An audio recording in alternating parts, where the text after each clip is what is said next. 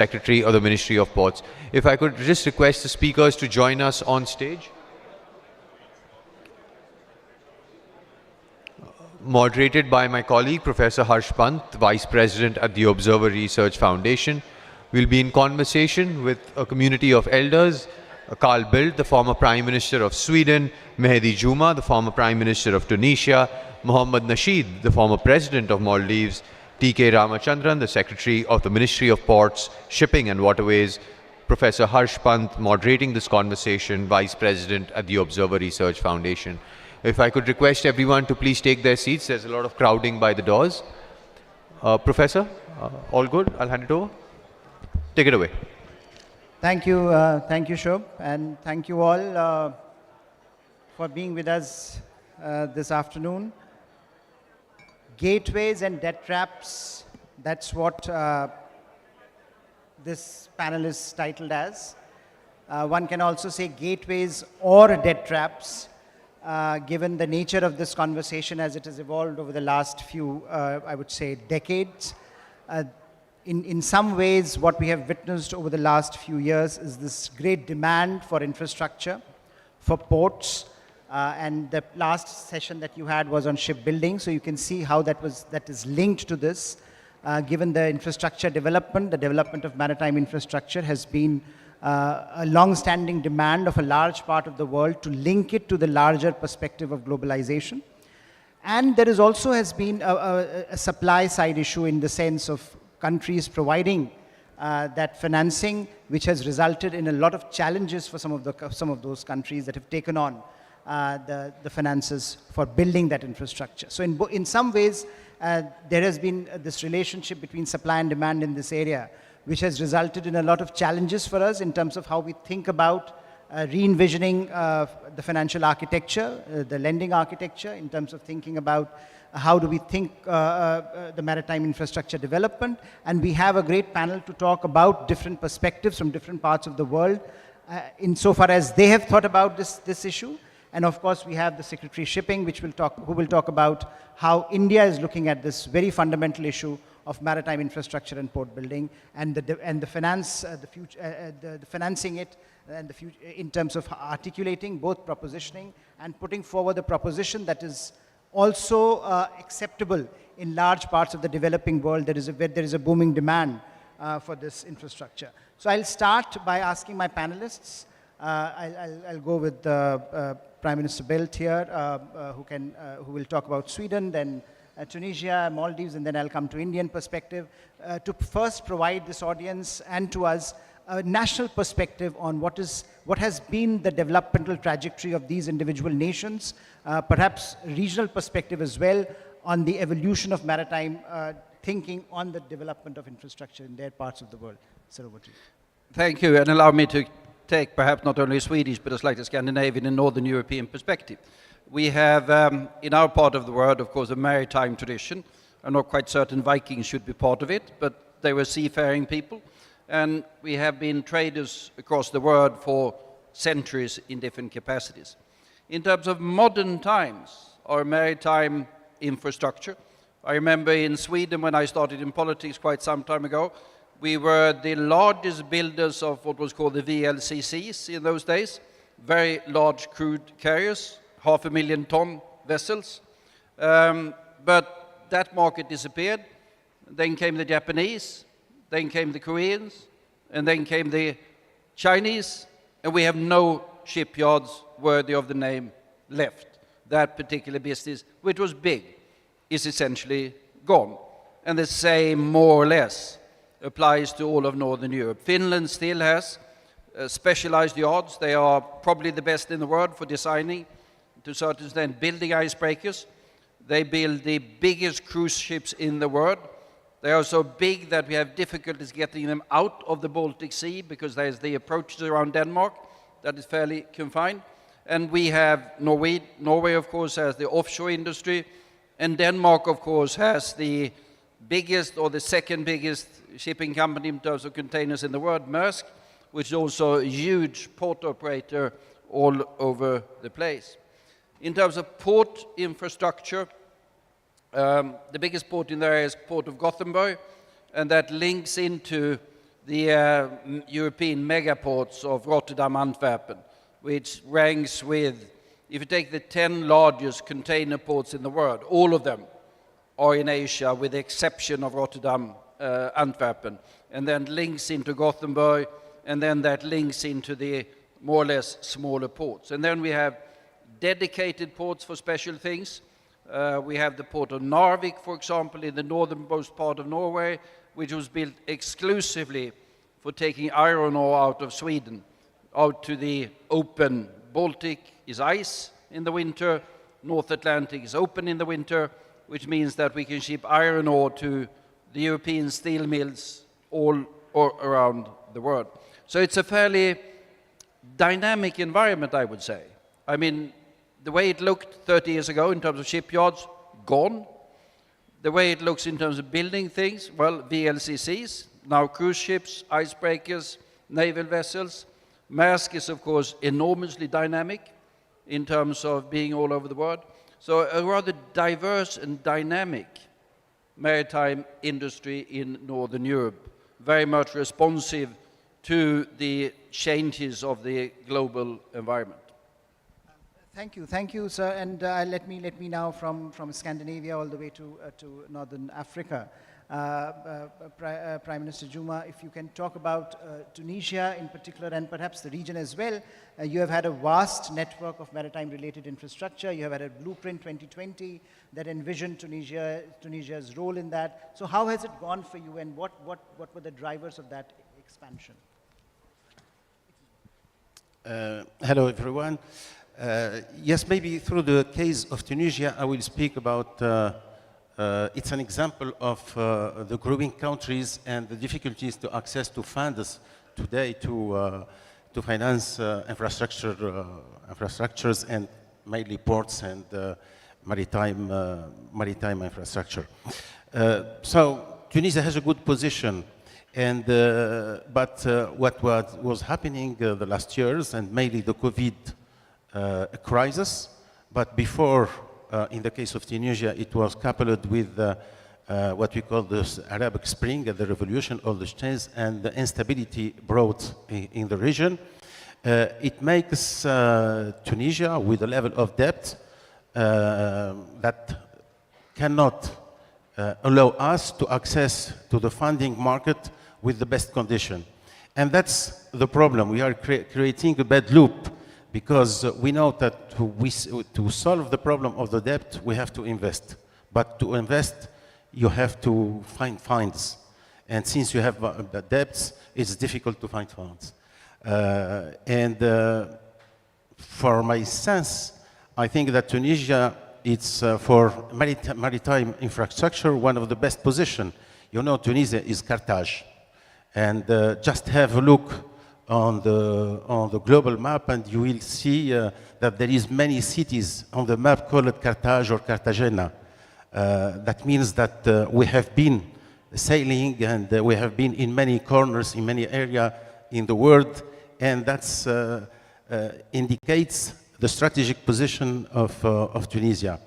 So it's a real problem today how we review all the system, the global system, to allow this growing country to access to funds.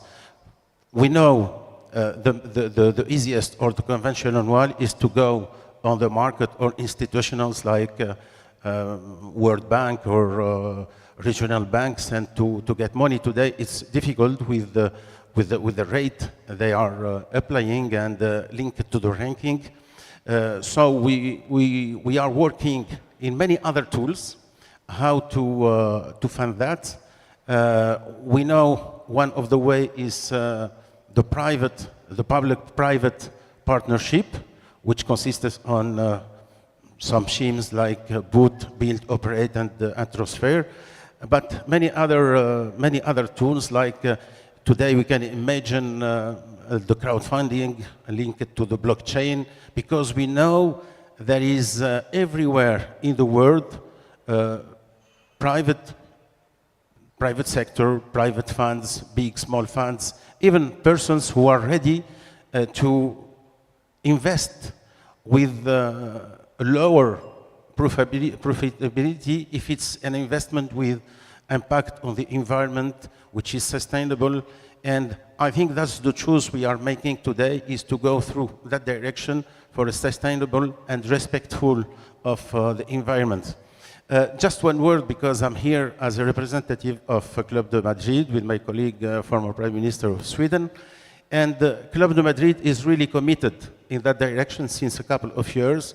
And we are working hard on that, how to contribute to review the global system, a financial system, the system of the tax, the debt, the governance of the international institution, to allow an easier access to the funding for developing countries and for the development of infrastructure with respect to sustainability.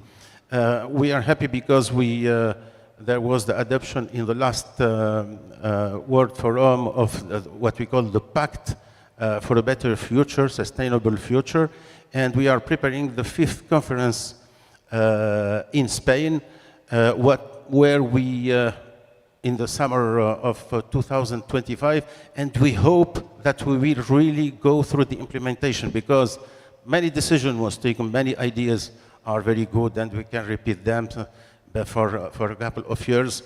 But today we know that we have really to go to implementation and to face all these challenges. And I think that here the place is the right place today to advocate that, because we are again in the change, the big reconfiguration of the world.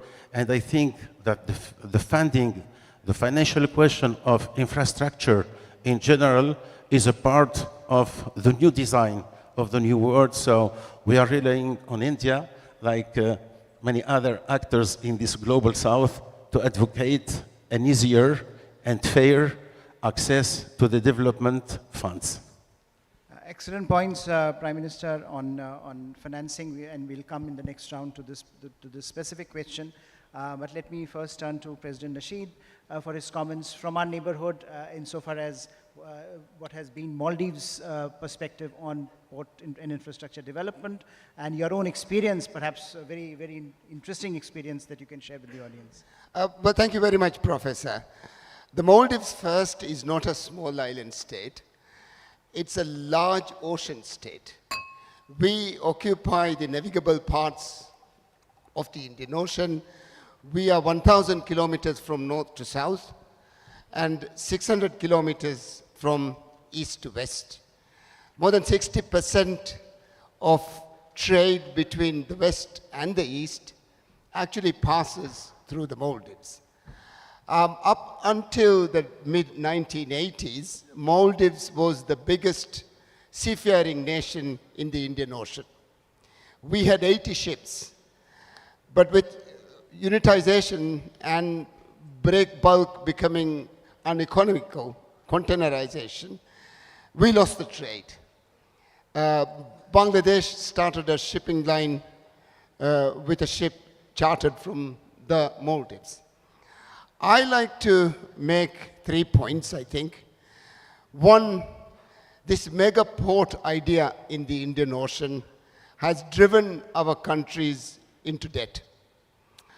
And these are stranded assets. Huge ports developed in Sri Lanka. Hopefully Maldives hasn't yet done that, but there is always talk about a mega port, transshipment port in the northernmost atoll. There is always this talk going on. I try to suppress it every time. If you look at the Gauda port in Pakistan, it has from built to now only received 22 ships. Hambantota port in Colombo, in Sri Lanka. And you go on, all the ports, any port in Sumatra, any port in East Asia, any of these big ports are debt traps. We can't, infrastructure usually takes 10 years for it to start giving you a return. The grace period of the debt at most is 2 years. And so when you start having to pay your loan, you are paying from other revenue sources. And our economies don't have the resilience to do that. And therefore, Pakistan has gone default, Sri Lanka has gone default, Bangladesh is on the brink of default, the Maldives is on the brink of default. And you go on, Seychelles, Mauritius, Comoros, all these countries are on the brink of default because of these heavy infrastructure expenditure. My suggestion is that we don't do the same thing as the Road and Belt Initiative, which has brought our countries to the brink of default, but we build small ports, small ships with high frequency and feed into bigger ports that are elsewhere. Maybe if you don't have an hinterland consumption, then you are not able to make a break-even port. Now, India probably would have a hinterland consumption enough for it to break even, and therefore it would be far better for Indian Ocean islands and the rim countries, including Lamu and Mombasa and Adan and Socotra, all of these people to feed into the mega ports and give up the idea of producing these big, huge ports. I think this supply chain nonsense is another huge burden upon our countries. Gandhiji said it, that if it was wrong to get cotton from Calcutta and take it to Manchester, make it into cloth and bring it back and sell it to India, it is still wrong. It's worse now. You buy the cotton raw material from one place, semi-process it in another place, then cut it in another place, have a label on another, and then have a consumption elsewhere. More than 6% of global emissions are from shipping. And all this kind of moving around and all this transport is not necessary, and we must see. I am glad that the port director, the Indian director, has mentioned that India's idea is to process where the raw material is, not to bring the raw material to another place and then process it and sell it to someone else. All our countries, in Africa, in Asia, we export 70% of our raw material raw, and we are not getting the value for it. We export our fish, more than 70% of it raw. But if you add value to it, it would be better. So when we go into this huge idea, I think it's worthwhile looking into it. India has 6,700 kilometers of coastline and 14,000 kilometers of riverbank. These are the most vulnerable parts for climate change. The impacts from climate change are mostly on coastal communities. May it be near the river. We saw what happened in Spain, in Barcelona. So it goes on wherever the impact is. Most of the impact is on coastal communities. The sea is becoming rougher. The winds are stronger. The swells are higher. The rain is more. The drought is longer. We know that this planet is on a tipping point. So we can't push the planet off by unthoughtful development efforts. I am glad that the minister suggested that the economy would not be at the expense of ecology. If we do that, we will fall. Finally, on biodiversity and the health of the ocean. The ocean is the biggest carbon sink. And if we are going to destroy the ocean with more pollution on it, then certainly we are not going to have the sinks to absorb the carbon. So these are the few points that I would like to mention. Thank you, and I think in the next round we'll return to a few of them, President. Let me now invite Shri Ramachandran, Secretary, Ministry of Ports, Shipping and Waterways, India, to give us an Indian perspective on how we are envisioning this particular aspect of port and infrastructure development as part of a wider maritime strategy that we are conceiving. Good afternoon. I'm a bit overawed and overwhelmed, but quite pleasantly surprised to be part of a panel of presidents and prime ministers. I'm sure ORF had their reasons for putting me in this panel. Nevertheless, The India story is by now quite well known, at least to most of the audience here. We have a vision for 2047, and the vision looks at development of ports, achieving about 10,000 million tons per annum from about 200 odd ports in the country, both public and private. The second pillar is a shipping pillar, which we think is something that we need to concentrate on, if only because we haven't done it over the last few decades. Therefore, we need to really pull up our socks, and from 1% of the tonnage, the world's tonnage, we need to really ramp up. Similarly, 1% of the world's ships are built in India, so we need to improve on that as well. So shipping is going to be a very important part of our vision. And of course, to finance all this, I think that will come in the next round of your questions. To finance all this, we need money.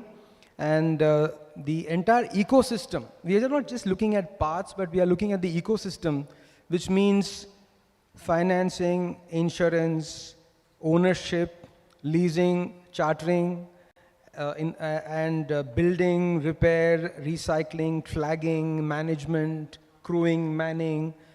I mean, the entire set of components of the shipping ecosystem, we are looking at that. So I think the vision document that was released by the Honorable Prime Minister is quite comprehensive, and we are sure that by 2030, when the first leg of this vision gets implemented, we will have achieved a lot of success in what we have set out to do. Underlying this will be three key principles. One is the principle of green, the other is the principle of inclusion, and the third is the principle of digitalization and automation. Thank you. And now we heard from all our panelists, both the national perspective as well as some challenges which are inherent in the way financing takes place. Now the issue here is, of course, to find a way to sustainable financial solutions so that not only national developmental goals are met, but also nations do not actually fall victim to, I think what was mentioned, to the huge debt that they envision. And then there is a loop that continues, which is very difficult to break. So how do we break that cycle? Do we need a different kind of a financial architecture? And what kind of collaborations among like-minded countries are possible in that situation? I think if you can briefly comment on that before I invite the audience for their questions. Over to you. Well, I think fundamentally, everything else equal, investments in transport infrastructure is always long-term profitable. I think it was some of the speakers pointed out yesterday that $1 investment in transport infrastructure normally generates $4 in trade and growth. I think that's the way it is. But I mean, the precondition for that is, of course, that there is a long-term, stable political and legal framework for that kind of investment. So that, as was pointed out, it takes a long time for the money to come back. So in order to make that investment and make certain that it pays over time, you need that stable legal and political environment. And the cases that have been alluded to, where they end up with debts and things, is of course when that has not been the case. And they are not able to generate the income from that particular investment that should be there. Now, what then can be done? Well, of course, countries should have firm legal frameworks, political stability that generates economic growth in itself. But then on the global financial system, of course, we can help. The BRI has been mentioned. That's a particular one. It's very big from the Chinese side. It is state money, all of it, with the disadvantages and advantages of that. From the EU side, we've got the Global Gateway. It's somewhat more recent. It's not as big as of yet. And it's different in one respect, which is critical. It's not only public money, it's public-private money. And I think that is a big advantage. Because the private sector, when they goes into this particular kind of project, that tends to be somewhat more diligent in looking at the details and whether it's going to be sustainable over time. When it's public money, there tends to be too much politics in it, and they tend to make shortcuts. That tends to be very expensive long term. So what we've seen now is, of course, the EU is invested in or involved in Dakar port, the green transformation of a port in Jakarta, the Walvis Bay in Namibia, the port of, quite a number of Alexandria, to take an important port in the Mediterranean region. And these are all public-private, they have a sustainability element, they have a long-term approach to it. And in addition to that, of course, the IFIs with the World Bank, which has to a certain extent the same approach. So when you don't have by itself in the country that firmness of the legal and political situation, then I think these particular solutions, the IFIs, the Global Gateway, is the way to address the issue. Prime Minister, if I can just continue on this, I'll come to you, sir. Because you mentioned Global Gateway and you mentioned other aspects which are kind of providing an alternative to perhaps BRI was the only game in town. Now we have alternatives, but there have been concerns that somehow you always have this problem of long-term versus short-term. There is an immediate need versus a long-term view of governance which you are bringing. How do we balance the two? Well, I think you need to combine them. I mean, if there's not the long-term viability of the project, it's going to collapse.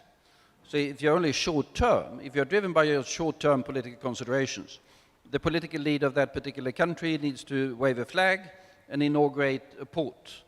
That's going to fail. If you have partners coming into that particular project that looks at the long-term sustainability, it might be that there will be less of political flag waving, but there will be the durability of the entire project. I mean, you can't do short-term things, because if you do short-term things, you end up in long-term problems. Prime Minister Juma, you had, in your initial intervention, you had touched upon the loop, the debt and financing loop. So how do we break that loop? And have you had any experiences in terms of developing an alternative to the financial architecture that we were talking about? How do we move the needle on the financial architecture to a point where some of the developing countries are able to take greater advantage of that architecture? I think the best way to answer this question or to see the solution for this question is to think globally. We see today that everything happening locally is impacting globally everything. We are speaking about the Maritime. We see that the crisis in the Red Sea today, it's impacting the whole world. So I think that we have to introduce more criteria than the only profitability. And today that's the problem. We are on a system with a ranking, or sometimes for some power countries, they can introduce another criteria which is their political interest. Today we have global challenges, the environment, the climate, the green issue, and today in this new governance system or architecture of the financing, we have to introduce this criteria, and it's the interest of everyone. If we have an issue with the climate, it's for everyone. If I have an issue, security issue, it's for everyone. So that's the subject, and inside Club de Madrid, for those who does not Club de Madrid know Club de Madrid. Club de Madrid is the club or the foundation of the previous elected head of governments and head of states. We have many discussions, and we know today what is the way really to do that, is really to rethink the organizations, because we know that the situation where we are today in the global governance and in the financial governance, it's more corresponding to the post-Second War situation and not today. And in this reconfiguration, this rethinking of the new world, we hope that we have a new governance taking into account all these global issues. You know, one thing, we know that there will be big movement of immigration of people if we stay with unbalanced world like we have today. So to invest, to make the access of the funding, to make a new architecture allowing this developing country to access to funds for infrastructure and for its development, it's a way to solve this global issue. Other ways, even though you are in the best position, financial position, you know that you will be impacted by the neighbor, or even more than the neighbor. My colleague from Sweden can, I think one of the most issues they have today in Sweden is the immigration issues. So it's a kind of investing in solving this global. On the other ways, we can think about developing other tools. You know, today, even though we don't have a direct access with the best condition to the funding, we can give guarantees, we can give risk mitigation. For example, we can imagine that this global institution or international institution will help to give insurance or risk mitigation against the political risks. So there is many other ways to think that this issue, but the main idea here is to act locally, but to think globally, because each thing happening in each corner in the world, it's impacting everyone. So let's introduce the impact criteria beside the profitability criteria.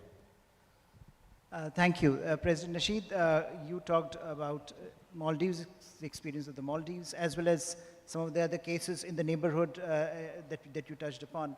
What are the lessons there when it comes to global financial architecture? What can be improved upon? How can we access finance that allows us greater viability for these projects and greater sense of ownership of these projects for these countries? Well, thank you. Prime Minister Joma has mentioned most of it. We say that make finance fit for climate. First, recapitalize the MDBs, the multilateral development banks, both Bretton Woods institutions, IMF and the World Bank. Now, the shareholders of these two institutions are not willing to recapitalize it, and also they are not willing to relent on shares to people who want to capitalize it. My understanding is India and China wants to capitalize it, but they would like to have more shares with their money, which is very, very reasonable. So one thing is a global order where holders of the Bretton Woods institutions relent on their hold. Then secondly, DSA, the debt sustainability analysis. The IMF is not taking climate into account when they're doing their DSA. So please bring climate into account, or else you restructure a debt, and with the next monsoons, you're back in square one. This is the 17th time that Sri Lanka is restructuring its debt. 24th time in Pakistan. 19th time in Ghana. So DSA is not bringing you to sustainability, but it is sustaining you in debt. We really have to understand that it is the prescription which is now has to be changed, and not necessarily only the patient. I know debt is because of three reasons, in my view. One is bad governance, corruption in our own countries. A third, because of bad weather. And third, because of the lender. So we need reforms in all these three areas. So in short, we need longer terms, low interest rates, greater grace periods. And to do that, we need to recapitalize. Thank you, and I would come to Secretary Ramachandran, but I would also invite you now, audience, for their questions, comments, and observations. If you can come to the mic and we can start the conversation. But sir, over to you. When it comes to India and India's sort of role, I think all of them touched upon two broad aspects. One is, of course, the nitty-gritty of funding. The other is the broader issue of global governance. And on both issues, India has had a very distinct voice to be put on the table. So if you can elaborate on that. Yes, a few things that I think India has done right, among many things, is that one, the institutional setup and the processes, the due diligence processes, and the capacity building, all these things I think we have really done them well, and we've invested in them, and therefore I think that is yielding results. Of course, sometimes it slows down the process, but I think having institutional structures, the office of the cabinet secretary, the finance ministry, and n number of other players, each of whom is looking at your proposal with a very fine toothed comb. And finally, of course, it delays things, but you end up getting the project well appraised. So that I think is important. The second thing is the second thing is availability of funding mechanisms. While we do access international funding sources like the World Bank or the ADB or JICA or the other multilateral agencies, we've also created our own funding mechanism like the NABFID or the NIIF, which give both equity and debt funding. So funding mechanisms which blend grants, low interest rate debt, and of course market debt. So these kind of funding mechanisms are required. Thirdly, PPPs. I think in the shipping sector at least, I'm glad to tell you that the PPPs have really taken off. So I'm expecting that by 2030, almost 80 to 90% of our cargo in the government ports will be operated by, handled by the private terminals. So PPPs are a good way of attracting funds to the ports and shipping sector. And finally, I think collaboration. There's a need for collaboration with of course, G2G or with multilateral agencies. And we have several examples of this. For instance, we have the Chabahar port, and then we have the Sitwe port in Myanmar, Kankesan Turai in Sri Lanka, and so on. So collaboration is one method of ensuring that these projects, a larger number of stakeholders are part of these projects so that they just don't die simply because the debt became a problem. So to sum up, so institutional mechanisms, governance and processes. 2, ensuring PPPs are on board. 3, blended financing. 4th, collaboration and regional arrangements. And 5th, ensuring that you have your own development funds, like the Maritime Development Fund, which we are proposing in this country, which is going to be a huge fund, which will a lot of people can participate in this fund, and from abroad, from within India, from the private sector, from government. So all these things, I think, have helped India at least not get into this debt. Thank you very much, and I think it responds to a number of things that were also said by others in terms of what perhaps can be done. I have people lining up for questions, so if you can briefly introduce yourself and tell us whom you are asking the question to. Hello. So, good evening, panelists and ladies and gentlemen. This is Naman Raj Gupta coming from South Asian University. My question is to Sri Ramachandran sir. Specifically talking about the economies of scale that is being developed by and established by the leading shipbuilding players like China, Japan, and South Korea. So can you suggest some of the innovative financial innovations that we are going to provide as an incentives to the shipbuilding industry in India to deal specifically with the economies of scale that is being provided by the leading player in the shipbuilding industry around the world? Thank you. So we'll collect all the questions. Yeah. Sir. So my question is to Mr. Nasheed.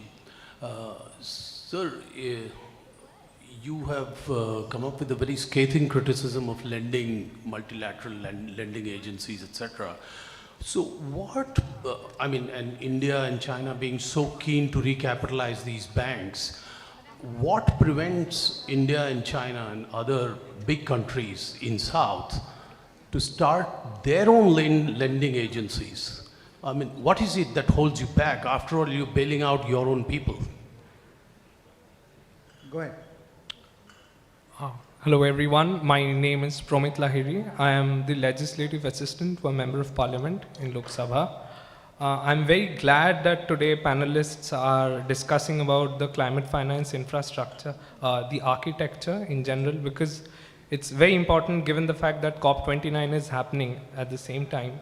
So I would like the thoughts of not just of one panelist, but all panelists, if possible, on the fact that how can the G77, that is the Global South, how can they come together to a solution where they can offer multiple approaches to climate finance, given the fact that a lot of finance is not flowing from the global north since past COPs? Thank you. Go ahead. Good evening, everyone. I am Robin Singh from Jabalpur. As Indian, we have great regards for Quad, but I want to ask the point of view of the respective dignitaries as the former heads of state.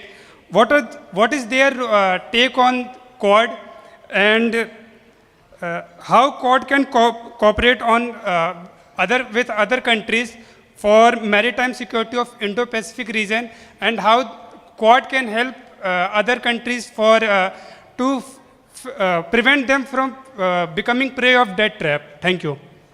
Yeah, it's not directly related to the panel, but I'll let the speakers decide. Yes, ma'am. I'm Kavita Satvi. I'm General Manager Finance, Kamarajal Port We Limited. can't hear you very well. I'm Kavita Satvi, General Manager Finance, Kamarajal Port Limited. We were talking about triple P participation, and being in the port, I know that this triple P model has been very successful. But since we discussed in the previous sessions also that maybe design, technology-wise, we do not have the capabilities for the shipbuilding, and this requires a very massive capital investment.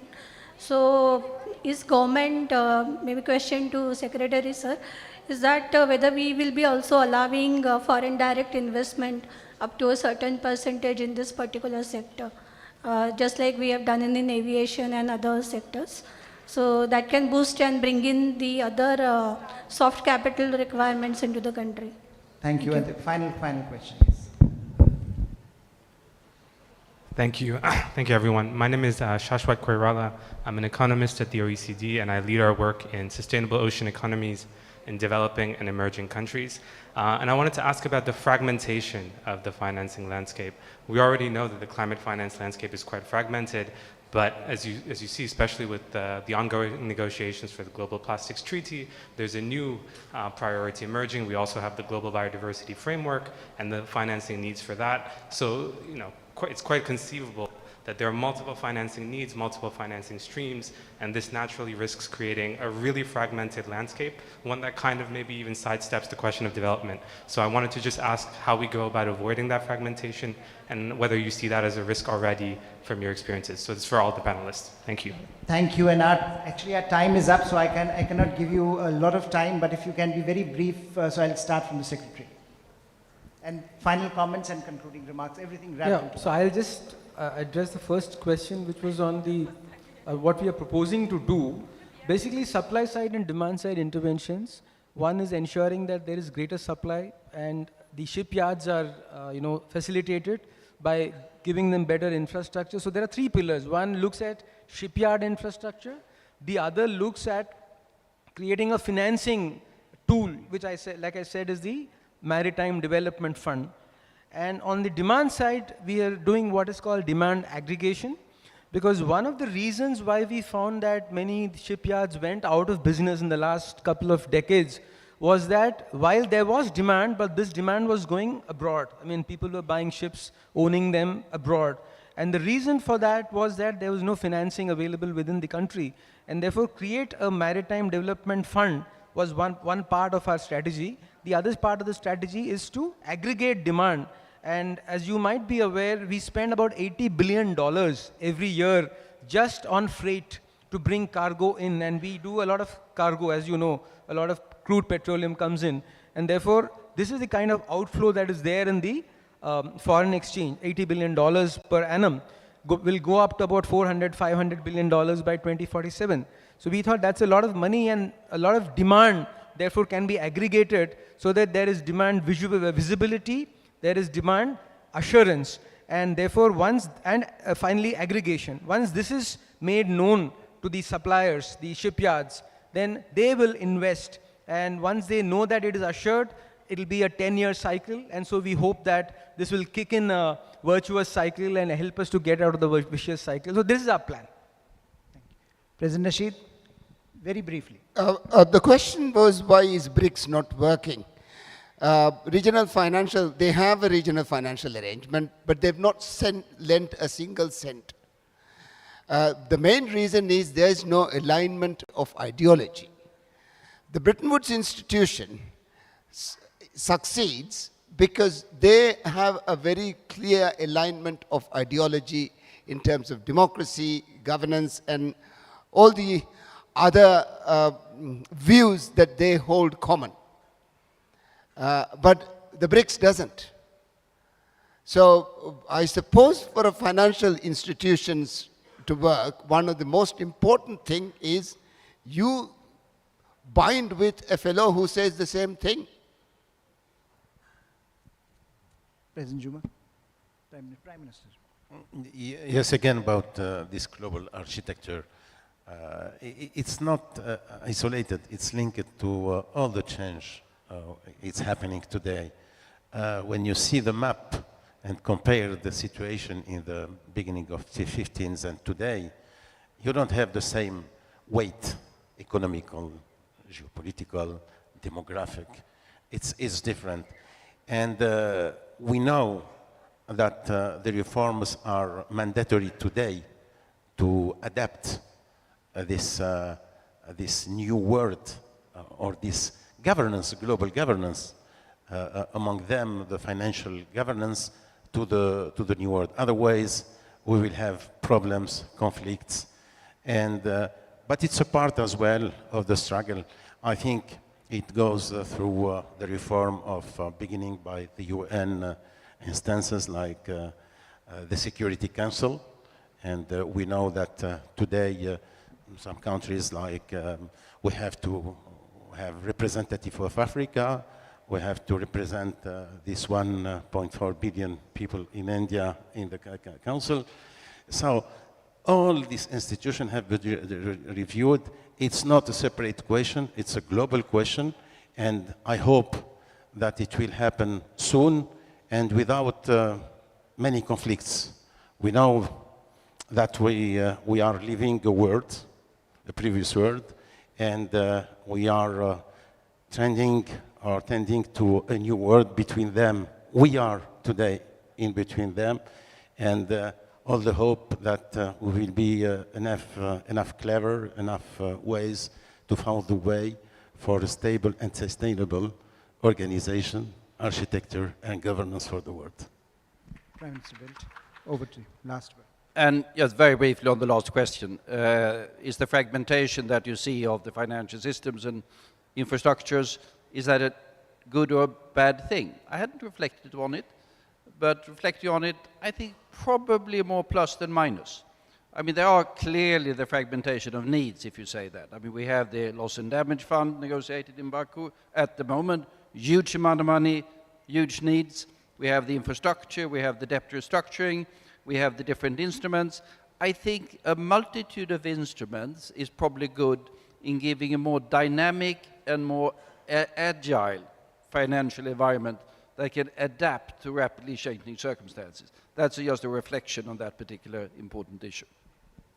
Thank you all, and then thanks to all the panelists. And I think the big message coming out of here is that if we don't get our financing and our governance right, most of these gateways might just, the danger of most of these gateways emerging as debt traps would continue to hover around us. So let's get that right. And over to you, Shubh. Thank you so much, Professor Pant, and of course to Prime Minister Carl Bildt, to Prime Minister Mehdi Juma, President Nasheed, and of course Secretary Sir T.K. Ramachandran. Thank you so much for an excellent conversation. If I could invite you to the front of the stage for a quick photograph, and my colleagues would also be handing you a token of our appreciation. Thank you so much for being a very patient audience. I hope you enjoyed the lunch and the conversations that followed. We take a short break just to allow everyone to get a cup of tea or coffee. You can in fact get your tea and coffee and sit inside because we do want to keep things on track and on time. We're already running about 10 minutes late. But tea and coffee is now open. Stretch your legs, freshen up, and bring your coffee inside, and we'll get started again. Thank you.